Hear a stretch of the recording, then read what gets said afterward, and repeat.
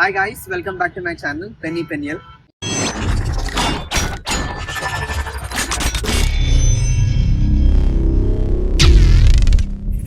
ముందు వీడియోలో మీరు చూసే ఉంటారు, బైక్ తీసుకున్నాను, డెలివరీ అయిపోయింది. ఈ బైక్ ని చూపిద్దామని ఇక్కడికి తీసుకొచ్చినాను. సో ఇదే hero Honda Splendor Xtec bike. So ఈ బైక్ తీసుకున్నాను. ఈ బైక్ తీసుకోవడానికి ప్రైమరీ రీజన్ వచ్చేసి చూస్తున్నా బెస్ట్ ఒక బిల్డ్ క్వాలిటీ మంచిగా ఉంది, మంచి బడ్జెట్ లో రావాలని చెప్పి. అండ్ ఇది వచ్చేసి హీరో స్ప్లెండర్ ప్లస్ లో హై అండ్ వేరియంట్. ఈ బైక్ నా కన్సిడరేషన్ లో ఉండే, ఇంకొకటి ఎక్స్ట్రీమ్ 125R అది కూడా కన్సిడరేషన్ లో ఉండే. సో ఈ రెండు బైక్స్ అయితే కన్సిడరేషన్ లో ఉంటాయి, కానీ ఎక్స్ట్రీమ్ 125R కి మెటల్ ట్యాంక్ అయితే ఇవ్వట్లేదు, ఫైబర్ ట్యాంక్ ఇస్తున్నాడు. అందుకే నేను ఇది తీసుకున్నా. సో ఈ మోడల్లో తీసుకున్నది నేనైతే బ్లాక్ గ్రే వేరియంట్. రిలీజ్ అయ్యి 20 yearsకి పైకే అయినా కానీ ఇది one of the most selling bikes. And more over దీని డిజైన్ అయితే సింప్లిస్టిక్, మినిమలిస్టిక్, క్లీన్ డిజైన్ ఉంటుంది, అగ్రెసివ్ ఉండదు, బిల్డ్ క్వాలిటీ గట్టిగా ఉంటుంది, మెయింటెనెన్స్ తలనొప్పి ఉండదు, మైలేజ్ మస్త్ ఇస్తుంది, కంఫర్ట్ ఫుల్ ఉంటుంది, ఇండియన్ రోడ్స్ మీద బెస్ట్ సెట్ అవుతుంది. అందుకే దీన్ని లెజెండరీ బైక్ అంటారు. సో ఇందులో ఫీచర్స్ వచ్చేసి ప్రైమరీగా ఎల్ఈడి లైట్ ఉంటుంది. సో ఇది ఎల్ఈడి లైట్, ఇది హై బీమ్, ఇది లో బీమ్. టర్న్ ఆఫ్ ఇండికేటర్స్ ఇవి హాలోజన్. అండ్ బైక్ చూడడానికి చాలా లైట్ వెయిట్ ఉంటుంది అన్నట్టు, అందుకే నేను తీసుకున్నాను. మనకు కన్వీనియంట్ ఉంటుంది, చాలా లైట్ వెయిట్ ఉంటుంది. సిటీలో మనం ఎట్లా అంటే అట్లా ఈజీగా తిప్పచ్చు. లెంత్ కూడా పర్ఫెక్ట్ ఉంది. ఇక మిర్రర్స్ అడ్జస్ట్మెంట్ కూడా మనకు బయట ఏమేమి వెనకాల ఏమేమి వస్తున్నాయి మనకు క్లియర్ గా అనిపిస్తుంది అన్నట్టు. ఏమేమి ఫీచర్స్ ఇచ్చిండో చూద్దాము సరే. సో ఇక్కడ మనకు ఫస్ట్ ఇక్కడ నుంచి వద్దాము. ఇది పాస్ బటన్ ఇచ్చిండు, ఇక్కడ లో బీమ్, హై బీమ్, ఇక్కడ హజార్డ్ ల్యాంప్ ఇచ్చిండు. హజార్డ్ ల్యాంప్స్ కి ఒకసారి ఇండికేటర్స్ చూపెట్టు. Left indicator, right indicator, horn. ఇప్పుడు చూసినారు కదా మీరు, ఇప్పుడు నేను క్లచ్ పెట్టినతోనే అది స్టార్ట్ అయింది. ఇదేంటి అంటే I3S అనే బటన్ ఇక్కడ ఒకటి ఉంటుంది అన్నట్టు. అంటే ఈ బటన్ ఆన్లో ఉంటే ఇది కొద్దిసేపు అయినాక ఇట్లనే ఉంటే అది మళ్ళీ ఆఫ్ అయిపోద్ది. ఇప్పుడు నేను మళ్ళీ క్లచ్ పట్టడంతోనే అది మళ్ళీ స్టార్ట్ అయిపోద్ది అన్నట్టు. అండ్ ఇక్కడ ఇది ఈ బటన్ ఇచ్చారు మనకు స్టార్ట్ చేసుకోవడానికి. యాక్సలరేటర్ అవి ఇవి బాగున్నాయి. అండ్ చూడడానికి అది చాలా కన్వీనియంట్ ఉంది. అండ్ ఇక్కడ ఓడోమీటర్ చూద్దాము. ఓడోమీటర్ ఇది 607 kilometers తిరిగింది ఇప్పటి వరకు అయితే. ఫస్ట్ సర్వీసింగ్ కూడా అయిపోయింది. నేను ఇంకా పోతూ ఉంటే మీతో మాట్లాడతాను. ఇక్కడ మనకు ఫ్యూయల్ గేజ్ ఇచ్చారు, ప్లస్ మనకి ఇక్కడ ఎంత యావరేజ్ ఇస్తుంది అనేది కూడా చూపిస్తారు. సైడ్ స్టాండ్ ఇండికేటర్ ఉంది. సైడ్ స్టాండ్ నేను ఇప్పుడు వేస్తే సైడ్ స్టాండ్ ఇండికేటర్ వస్తుంది అన్నట్టు.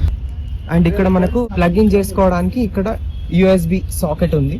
సో అది మనం ఛార్జింగ్ చేసుకోవడానికి మనకి యూజ్ అవుతుంది అన్నట్టు. రైట్ సైడ్ లో వచ్చేసి మనకి ఇక్కడ కిక్ రాడ్ ఉంది, ఈజీగా స్టార్ట్ అయిపోతుంది. బ్రేకింగ్ పవర్ కూడా బాగానే ఉంది. ఇవి ఫీచర్ ఏంటంటే డ్రమ్ బ్రేక్స్ ఇచ్చింది మనకైతే. 2 డ్రమ్ బ్రేక్స్, ఫ్రంట్ బ్యాక్. కానీ బ్రేకింగ్ ఓకే, సర్వీసింగ్ అయిపోయింది కదా. సో ఇంకా ప్రైమరీ పర్పస్ అంటే మనం ప్రాక్టికల్ దాని గురించి మాట్లాడుకుంటే తీసుకోవాలి. అండ్ ఇందులో మనకైతే టూల్స్ అయితే ఇచ్చిండు. సో టూల్స్ నేను నీకు మళ్ళీ క్లిప్ లో సపరేట్ యాడ్ చేసి చూపిస్తాను. అండ్ ఇక్కడ మనకు ఈ గ్రాబ్ రైల్, ఏదైనా సామాన్ ఉంటే కూడా మనం పెట్టుకోవచ్చు. ఫ్లాట్ సీట్ ఉంది, 3 people అయితే ఈజీగా కూర్చోవచ్చు. అందుకే ఈ బైక్ ని కన్సిడర్ చేసిన. ఈ బైక్ అయితే ఓవరాల్ గా ఇది. సో నాకు కూడా కలర్ బాగా నచ్చింది. దీనికి ఇంకొక రీజన్ నేను తీసుకోవడానికి, మరి ఫస్ట్ మా ఫ్యామిలీలో నాకు తెలిసినప్పుడు ఫస్ట్ బైక్ ఇదే అన్నట్టు.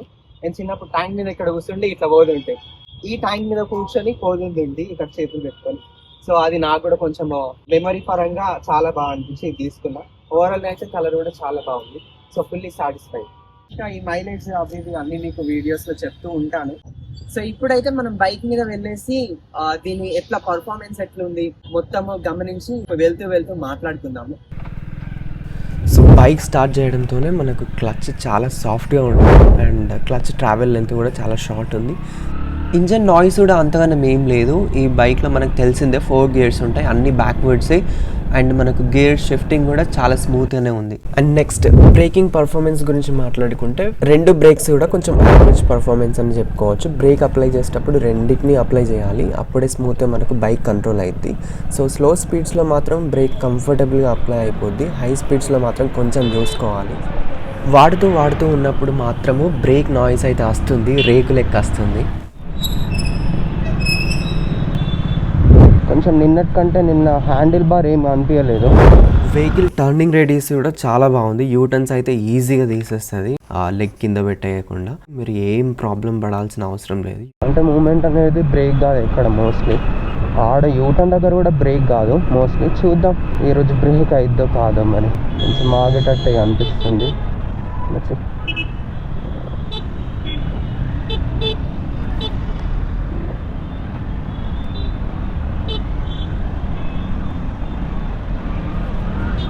చూడండి మూమెంట్ అయితే ఎక్కడ బ్రేక్ కాలే. అండ్ బాడీ రోలింగ్ అయితే నాకైతే అంత ఏం అనిపించలేదు. సో బాడీ రోలింగ్ విషయంలో అయితే ఏం ప్రాబ్లం ఏం లేదు. బట్ టైర్ సైజ్ చిన్నగా ఉంటుంది కాబట్టి మనమే కొంచెం కేర్ఫుల్గా ఉండాలి ఇంక్లైన్ చేసినప్పుడు. సో ఇంక్లైన్ కూడా చేయొచ్చు మోస్ట్లీ, బట్ శాండ్లో మాత్రం కొంచెం స్కిడ్ అవుతుంది. స్కిడ్ అయ్యే ఛాన్సెస్ అయితే లేవు. ఇప్పుడు చూడొచ్చు 59 స్పీడ్ ఉంది. 70 దాకా కూడా వెళ్తుంది. 70లో కూడా మీరు వెళ్ళొచ్చు. బట్ వైబ్రేషన్ అయితే you can feel the vibration at 60. Engine smoothness అయితే బాగానే ఉంది. బట్ ఎప్పుడైతే 60 బియాండ్ వెళ్తామో అప్పుడు ఇంజిన్ అయితే కొంచెం అగ్రెసివ్ అనిపిస్తుంది మనకైతే. So it's better to maintain 50 to 60 రేంజ్లోని. అండ్ పొరపాటును కూడా స్పీడ్లో వెళ్తున్న వెహికల్ని ఓవర్టేక్ చేద్దామని అస్సలు చూడకండి. ఈ bike it's not made for that. కొంచెం రేస్ చేద్దాం 70 దాకా. 70. సో ఇప్పుడు విన్ నాయిస్ ఎట్లుందో చూడండి. ట్రాఫిక్లో అయితే నేను యూజ్ చేసిన బైక్లో ఇది one of the best bikes ఇప్పటి వరకు అయితే. ఎందుకనంటే ఏ చిన్న సందు ఉన్నా అసలు ఇలా పడుతుందా పట్టదా అని అనిపిస్తుంది మనకైతే, కానీ ఈజీగా వెళ్ళిపోతుంది అందులో నుంచి. వెహికల్స్ అయితే అంటుకునే ప్రమాదం ఉంది, అది ఒక్కటి కొంచెం నచ్చదు. Should be able to manage that. చూడండి నాకు తెలిసి వెహికల్ అంటే ఇట్లనే ఉండాలి, స్ప్లెండర్ ప్లస్ లేక నా బట్టి చెప్తున్నా, నాకు అనిపించిన దాన్ని బట్టి చెప్తున్నా. ఎందుకు అని అంటే అసలు నేను ఇంతకుముందు 220 బైక్ నడిపేటోని కదా, అసలు దాన్ని ట్రాఫిక్లో మేనేజ్ చేయడం అని అంటే చాలా కష్టం ఉంటుండే. మొత్తం టైర్ అయిపోతుండే ఆఫీస్కి పోయే వరకు. ఈ ట్రాఫిక్లో దాన్ని తింపుడు జరుపుడు మెల్లమెల్లగా. And the best thing about this bike, handles ఆ వైట్ స్ట్రిప్స్ ఉన్నాయి కదా, it handles well on that.